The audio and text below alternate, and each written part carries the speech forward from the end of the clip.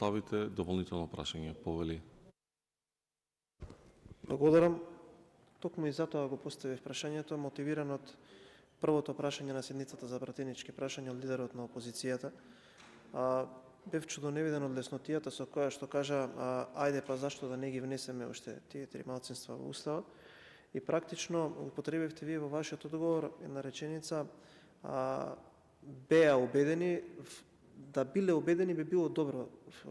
Страшното е што се и уште ќе бидат убедени дека тоа што го направиле е правилен начин. Впрочем, тоа може да се види од првата изјава, откако ете официјална стана одлуката на АФЕТ-от, до тогаш лобира и првиот момент кога излезе одлуката таму или епилогот на тоа што се случуваше, една изјава тука дадена пред влезот на собранието од негова страна, може дополнително да укаже на тоа со какви луѓе си имаме работа, но практично сакав со ова само да направам или да ете пред јавноста која што ја следи оваа седница да направат разлика помеѓу два модели на политичари, едните што размислуваат така како господинот Филипче и едните што размислуваат поинаку, затоа што тоа иде во насока на парадигмата која што 12 месеци се обидеме да ми ја докажеме на граѓаните, дека може поинаку, дека можело и на ваков начин да се однесува некој и дека доколку некој достоинствено и со аргументи си го брани својот идентитет, може да успее и во тоа што го има како намера. Така да се доволен сум од одговорот и немам дополнителни прашања.